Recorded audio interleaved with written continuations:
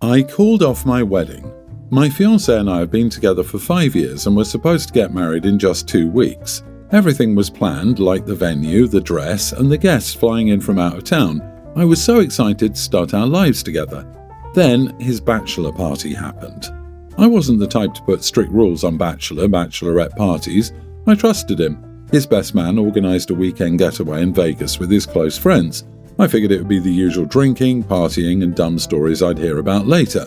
Instead, when he came home, he acted off, avoiding eye contact, being extra affectionate, like he was trying to make up for something. My gut told me something was wrong. I asked him if anything happened, and he first said no, but after a few days of me pressing him, he finally admitted that he'd slept with a dancer at his party. He claimed he was blacked out intoxicated and didn't mean to cheat. His exact words were, "It wasn't intentional, I barely remember it happening. The guys told me I was too intoxicated." I was horrified. He cheated on me, and instead of taking full responsibility, he blamed the alcohol and the situation.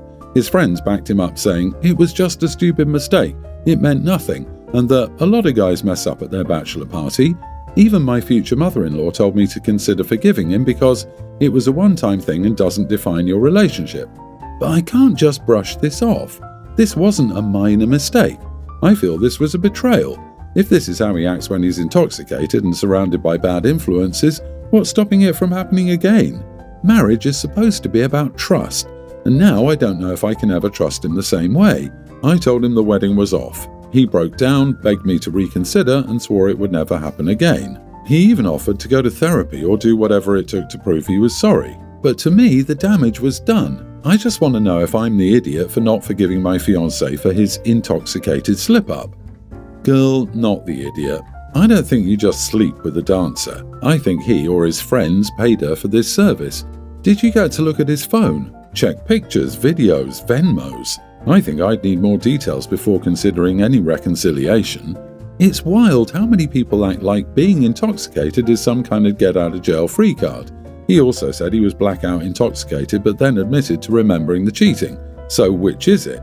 If you're truly blacked out, you have no memory of anything, and his friends would have had to clue him into what happened. If that is the case, I would want to read those texts. Oh, she was totally paid. The real question is who did it? If he has a friend who doesn't like OP, that could be an option. Or OP's fiancé was so out of it that he paid for it himself. Either way, not being honest and open for me is the worst betrayal. OP, don't forgive him. He tried to hide it and lied about it. What a scumbag. You deserve better. It sucks now, but imagine how much worse it would be if you found out after getting married. You made the right choice. It is. My ex-husband cheated on me too, and I considered reconciliation because of the pain of losing him at the time hurt a lot. That feeling of possible regret lasted a few months. It was honestly the best decision I've ever made. I'm now with someone that I can 100% trust. Once someone betrays you like this and you stay, you'll never be able to trust that person again. You'll turn into someone you're not and start going through their phone and getting worried anytime they go somewhere. It's not worth it. I'm sorry this happened to you. You'll heal with time and find someone much better. I, 18 male, am a high school senior. To say that high school has been rough for me would be an understatement. It's been extremely stressful, with my hardest classes being required to graduate. It was so stressful that I decided that a stupid piece of paper with my name on it was not worth all this stress. As a result, I've decided to not acknowledge my graduation in any way, shape or form. I don't want to walk at graduation. My parents and older sister, 22 female, are frustrated with me and have gotten into numerous arguments about it. The way I see it, it's my graduation and I can go or not go as I see fit. Last September, when it was time for seniors to buy their caps and gowns, my mom gave me some money to buy them. I snuck the money back into her purse when they weren't looking. This week is the time for seniors who are not walking to confirm they're not, so I plan to do that. I also don't want a graduation party. This has somehow made my parents angrier than me not walking, since my mom went all out with my older sister's graduation party and she was really looking forward to doing that again. We've had a few arguments about that, but I eventually said that if they throw me a graduation party, I will not attend and all the gifts will be returned. They tried to compromise by saying that they'd just take me out to a nice dinner, but I turned that down because it would still be celebrating my graduation. My parents plan to gift me and my older sister a graduation trip to wherever we chose. I've forfeited the trip, but they're refusing to take a hint. They've asked me on numerous occasions where I want to go, and I keep telling them that I forfeit. You'd think that they'd be happy that they don't have to spend a whole bunch of cash on an expensive holiday, but I guess not. As you can imagine, no one is on my side. My older sister has been urging me to reconsider and saying that if I don't make the most out of my graduation, I'll regret it for the rest of my life. My grandparents have called me a brat and said that even if I do change my mind, they won't give me anything for my graduation after how I've been acting. My best friend has been pleading with me to reconsider, but I shut that down by saying that I won't go to his graduation party if he brings it up again. Am I the idiot? You are the idiot. I get that it was a hard year. You earned something through your own hard work. The ceremony is a celebration of you. But it's not only about you. They were your support system through it all, and they want to see you at your highest point, with your greatest accomplishment until now, the culmination of all your work. Why didn't you just drop out and not do school if you think it's not worth the stress? They're just trying to have you experience something that's maybe once in a lifetime for many, and avoiding it for really no reason other than, I don't want to, is an idiot move. Not the idiot. I'm on your side. I skipped graduation too, and I graduated with honours and was supposed to get an award too. I thought high school was the biggest load of crap, and I generally still do. My parents somewhat understood. My grandparents tried to reverse bribe me by saying they wouldn't give me the cash graduation gift they gave all their grandchildren. You're 18 and your own person. There are limited opportunities in your life to really get to decide who you are and what you stand for. Do what defines you. A different take. I wonder if OP has actually met the graduation requirements. Lots of drama about rejecting attendance at the ceremony and all recognition of it, and the sentence about how all the required courses were the hardest, which means what? Open to lots of interpretation. It sounds as if it goes sideways. The OP can say to parents, grandparents, and gift-giving friends, no harm, no foul. It does sound like OP didn't meet the requirements and is saying it's stupid, and I don't care about a stupid piece of paper anyway. If you don't attend graduation, that piece of paper gets sent to you anyway. Hope his parents know that in case he's lying about graduating, which will be confirmed when no diploma arrives. My dad was widowed and had a 17-year-old son when he and my mom met. His son was 20 years old before I was born and I'd never met him. He and my dad see each other occasionally and they talk on the phone pretty often, but he isn't interested in coming to meet me. I never had any contact with him. No phone calls, birthday cards, or following each other on social media, although I tried that last one and he ignored it. I know that's kind of weird, and for the most part, I tell people I'm an only child because it beats getting questions, and really, I feel like one, even if biologically I do have a half-brother. I'm nearly an adult now and I still haven't met him. Some of my dad's relatives came from overseas for a visit. I think one was his aunt, two were cousins or something, and we had a family reunion type of thing. They asked aloud where my dad's son was, and they were surprised he didn't come, and how they'd wanted to meet his kids. They asked me about our relationship and how we dealt with a 20-year gap. I told them we didn't manage it because I never met the dude before. I said he talks to Dad but has nothing to do with me or my mom. The relatives were like, "What the heck do you mean you never met him and he's your brother?" I said that's just how it is. He's a stranger to me and will likely always be one. When we left the party, my dad asked me why I said all that, and I told him they asked questions and I wasn't going to lie and pretend I knew the dude. My dad said that's not the kind of thing I need to broadcast, and I know it sounds bad. I told him I know it sounds weird, but that's our reality. My dad said it still doesn't need to be something I talk about like I did. I told him they would have realized it eventually or found out eventually, so why not just put it out there? My dad told me it just isn't how most families would work and everyone knows that, and I'm old enough to be more tactful about stuff. Am I the idiot? Not the idiot. Your dad's relatives are nosy. It's his son's problem. He doesn't want a relationship with you, not yours. Why should you lie and pretend? I'd be annoyed if someone tried to force a relationship on me with a stranger. Good for you for being upfront. Your dad needs to chill. He's the one who should be explaining things to his family, not you. The dad's relatives were not being nosy. They simply asked about their relative not knowing the circumstances.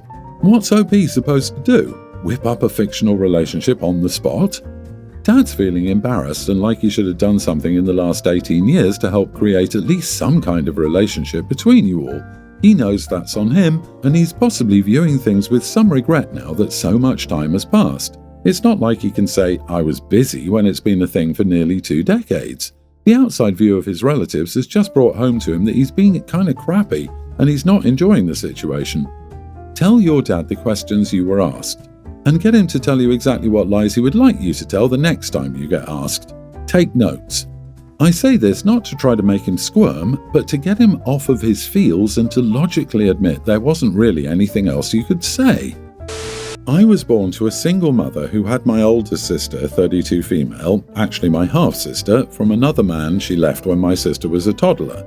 At Christmas dinner, our entire family gathered, so we caught up. I have a really difficult but well-paying job, one that exhausts me, but having a single mother with no stable income of any kind, reliable job, etc., in the past, I've had to skip meals quite often and I absolutely fear going back to that. So I've made clear that my goal is to keep the income I have right now at any cost. My sister was quick to comment that since I have a well-paying job and the possibility of a raise in the future, then I have to be the one who will entirely financially cover our mother's medical bills and needs towards the end of her life. It didn't sound like a joke. My mom is chronically ill and has always been. She has arthritis and psoriasis, is on immunosuppressants, has had cancer, is overweight, and recently has had to go through surgery because her stomach was in a terrible state. I supported her as much as I could, but these ridiculous amounts rack up quickly in cost. I had to borrow money, which was a nightmare to pay off. My sister never, ever helped. I answered, "You've never done crap for her before and you still won't do crap for her when she needs you most.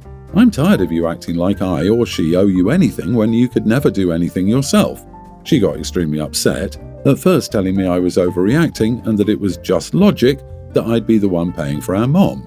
But it isn't the first time she's put our mother's care in my hands and used us for money while she spends what little she has on restaurants and unnecessities, like anything ranging from $300 manicures to $70 per person restaurants.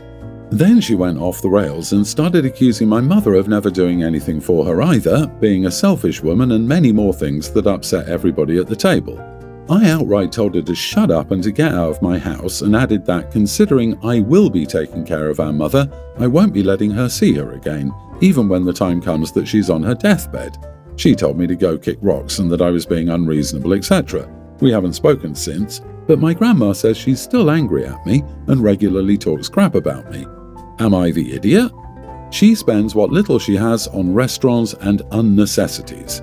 It's her money and she can spend it however she wants. She's under no obligation to support your mother financially. It sounds like you had a below-average mother. Take care of her or don't.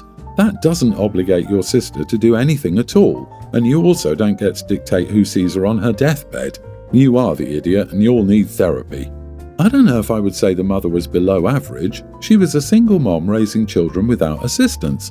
I can tell you from personal experience that unless you've been in that position, you can't understand what it's like to struggle to not only pay the bills to keep the kids housed and cared for, but also be the only one responsible for everything from doctor's visits to school functions and homework. Let's try not to judge her mom now. We don't know the whole story, and I guarantee the kids didn't either. I'm not sure why you think your suffering negates your children's suffering or why OP's sister didn't have a below-average mother. OP was literally without food for a lot of her childhood and is mentally affected by it. I don't care if the mother went through literal heck on earth. She was at fault for this. She let her children starve. It's also the father of these kids' fault, and society's fault too, that we allow this to happen. Not the idiot. Your sister is trying to mooch off you and your mom and then acts entitled to your mom's care after doing nothing. You're completely justified in setting boundaries. Update. Thank you to everyone for all the insight received. It's clear to me from your communications that I have a lot of unresolved resentment toward my sister and need to let it go. My mother lives with me full time. We don't have much access to aid as we live in a remote area, but I'll look for what I can find. My mom wasn't neglectful of us. I know not too many people agree or understand this, but I know my sister, and she's always been eccentric. When things don't go her way, she disowns us before calling us a week later again for money. It's tiring. My mom is still making up her mind about whether she wants to see my sister or not. Until then, I said I wouldn't welcome her in my house. She can see her if she wants, but I don't want her presence in my home until my sister is ready to talk things out with me. Again, thank you. My 29 male wife, 27 female, and her sister, 30, got pregnant around the same time. The babies are the first of a new generation on their side of the family, so everyone was excited. My sister-in-law was further along, but my wife ended up giving birth on week 32. Plus, she had some complications that had her hospitalized. My nephew was born 2 weeks later at full term. Apparently, my sister-in-law was resenting having her thunder stolen and felt like she and her new baby weren't getting enough attention. She keeps making these comments like she's trying to one-up us. First, she was saying how sorry she was that my wife missed the golden hour because they had to take our son to the NICU. This upset my wife since during her hospitalization, she was often too sick to visit the NICU, and she's already feeling crappy about missing skin to skin during those first few weeks. After we started to bring our son to family gatherings, my sister-in-law started comparing the boys, saying how much bigger and more alert her son looks compared to ours and how he hit more milestones. Last weekend we had lunch at my in-laws. My wife and I were excited to tell everyone that our son laughed for the first time earlier that day. The mother-in-law and father-in-law had a good time watching the video when the sister-in-law made another comment about how her son had done that a month before. I don't know why that was the last straw, but I just about had it. I told my sister-in-law that she's pathetic for trying to one-up a freaking baby, that her full-term son wasn't special for being more developed than a preemie, and that she should get over not giving birth to the first grandbaby. Needless to say, this ruined lunch and my wife's family is angry. I admit I was harsh with my words and tone, and this was the first time I confronted her family like this. Up until now, we've each handled our own relatives, but these comments upset my wife and made me angry. So, am I the idiot for being so harsh and not staying in my lane? Not the idiot. Your sister-in-law is a grown woman competing with a preemie. That is embarrassing behaviour, and someone needed to call her out. Your wife has already been through heck and back with a traumatic early birth, NICU stays and recovery. And instead of supporting her, this woman is out here making passive-aggressive jabs about things your wife already feels heartbroken about? Absolutely not. And the worst part? She's acting like her full-term baby is some kind of prodigy when, newsflash, that's just how development works. Agreed, sister-in-law's behaviour is gross. When her little prince falls behind his legit peers, you and your wife can secretly giggle. Seriously though, comparison is the thief of joy. Remind her of this. I hope your wife and little one are recovering and improving as expected and will pull through all of this with time. Good for you for defending your family when clearly no one else could be bothered. At a minimum, her parents really needed to step in.